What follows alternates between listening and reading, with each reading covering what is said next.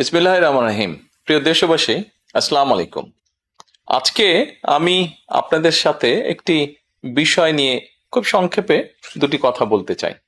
যে বিষয়টি সমাজের প্রত্যেকটি শ্রেণী পেশার মানুষকে স্পর্শ করে। যে বিষয়টি কি সেটি হচ্ছে আমাদের পরিবেশ। অর্থাৎ আমি, আপনি, আমরা সকলে যে পরিবেশটাতে থাকি সেই পরিবেশটি কেমন, আমার আশপাশটি কেমন।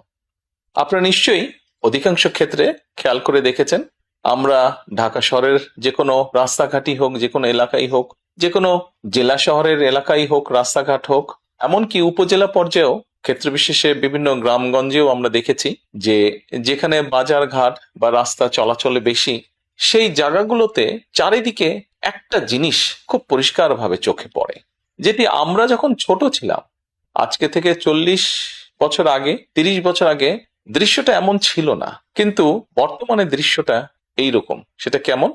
চারিদিকে আমার আপনার আমাদের ব্যবহার করা হাতের টিস্যু, অথবা আমার আপনার খাওয়া চিপসের প্যাকেট, অথবা বাসায় ব্যবহার করা রান্নার তেল যে তার প্লাস্টিকের বোতলটি, অথবা আমি বা আপনি পানি পান করেছি প্লাস্টিকের বোতল থেকে সেই বোতলটি, এরকম আরো অনেক ধরনের আবর্জনা যত্র তত্র সব জায়গায় ছড়িয়ে আছে। কোনো জায়গায় একটু বেশি জমা হয়ে আছে, অথবা যত্র তত্র লোকালয়ে চারিদিকে ছড়িয়ে আছে। চিন্তা করে দেখুন তো, আপনার ঘরে, যে ঘরটিতে আপনি থাকেন, যে বাসাটিতে আপনি থাকেন, যদি চারিদিকে এমন টিস্যু ছড়িয়ে থাকতো, যদি চারিদিকে এমন আবর্জনা ছড়িয়ে থাকতো, আপনার কাছে কি ভালো লাগতো দেখতে? নিশ্চয়ই না, আমাদের কারো কথাই ভালো লাগতো না। কবি তো সুন্দরভাবে লিখেছেন, সবুজ শস্য শ্যামলা আমার এই ভুবন। তো আসুন না, আমরা কেন আমাদের পরিবেশটাকে সুন্দর করতে পারবো না? বাংলাদেশের অধিকাংশ মানুষই পায়ে হেঁটে চলে, অথবা রিকশায় যায়, অথবা বাসে চলাচল করে। এই মানুষগুলো যখন রাস্তা পার হয়, বিভিন্ন জায়গায় যখন আবর্জনা জমে থাকে, ময়লা থাকে, এই মানুষগুলোর কিন্তু অনেক কষ্ট হয়, বিভিন্ন জায়গায় অনেক দুর্গন্ধ হয় আবর্জনা জমে থাকে। তবে আমরা যদি সকলে মিলে একটু সচেতন হই, আমরা যদি নিজেরা সচেতন হই, যত্রতত্র যদি আমাদের ব্যবহারকৃত আবর্জনাগুলো যদি যত্রতত্র আমরা না ফেলে দিই, আমরা যদি একটি নির্দিষ্ট জায়গায় এই আবর্জনাকে জমা করি এবং নির্দিষ্ট উপায়ে যদি এটাকে পরে ধ্বংস করি, তাহলে যেমন আমাদের পরিবেশটি ভালো থাকবে, ঠিক একইভাবে আমরা আমাদের পরিবেশটাকে সুন্দরভাবে রাখতে পারবো। দেখুন, অনেক জায়গায় আমি দেখেছি, গত কয়েক মাসে যখন আমি দেশের বিভিন্ন জায়গায় গিয়েছি, হয়তো কোনো একটি পুকুরের পাশ দিয়ে যাচ্ছি, দেখেছি পুকুরের ভিতরে বিভিন্ন রকম ময়লা স্তূপ হয়ে পড়ে আছে, অথবা পুকুর পাড়ে বিভিন্ন ময়লা স্তূপ হয়ে পড়ে আছে।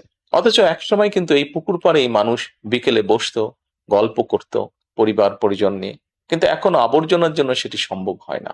ঢাকা শহরেও বিভিন্ন পার্ক আছে, বিভিন্ন জেলা শহরেও বিভিন্ন পার্ক আছে। আমরা পার্কগুলোতে যাচ্ছি বিকেল বেলায় পরিবার পরিজনকে সাথে নিয়ে, কিন্তু গিয়ে যখন আমরা চিনে বাদাম খাচ্ছি, অথবা চিপস খাচ্ছি, অথবা বাচ্চারা লজেন্স খাচ্ছে, খেয়েই আমরা জিনিসটা সেখানে ফেলে দিচ্ছি। আমরা যখন যাই তখন হয়তো যারা পরিচ্ছন্ন কর্মী তারা হয়তো পরিষ্কার করে রাখছে, কিন্তু আমরা যখন বেরিয়ে আসছি তখন আর সেটি আগের মতন পরিষ্কার থাকছে না। কিন্তু যদি যে পরিষ্কার থাকতো, আপনি যদি পরিষ্কার করে রেখে আসেন, আপনার পরবর্তীতে যে যাবে সেও সেই পরিচ্ছন্নতা, সুন্দর পরিবেশটি উপভোগ করতে পারবে। কাজে আসুন না, আমরা যদি আজকে থেকে প্রত্যেকে সচেতন হই, আমাদের হাতের আবর্জনা বা ব্যবহারকৃত আবর্জনা যদি নির্দিষ্ট জায়গায় সুন্দরভাবে আমরা গুছিয়ে ফেলি, তাহলে ধীরে ধীরে হয়তো আমরা আমাদের এই বাংলাদেশটাকে আবর্জনা মুক্ত করতে পারবো, সুন্দর একটি পরিবেশ গড়ে তুলতে পারবো। দেশটা তো আমাদের সকলের। আমরা সকলে মিলে যদি চেষ্টা করি, সকলে মিলে যদি একটু একটু করে করি, তাহলে আমরা বড় কিছু করতে সক্ষম হব। প্রিয় দেশবাসী, আপনাদের কাছে আজকে এই সহযোগিতাটা আমি চাইছি। আমরা সকলে মিলে আসুন, চেষ্টা করি আমাদের দেশটিকে পরিষ্কার সুন্দর রাখতে। আমরা সকলে মিলে চেষ্টা করি আমাদের পরিবেশটিকে সুন্দর পরিষ্কার রাখতে, যা নিশ্চিত করবে আমাদের আগামী দিনের বংশধরদের জন্য একটি সুস্থ দেশ, সুস্থ পরিবেশ। সকলকে আন্তরিক ধন্যবাদ। আসসালামু আলাইকুম।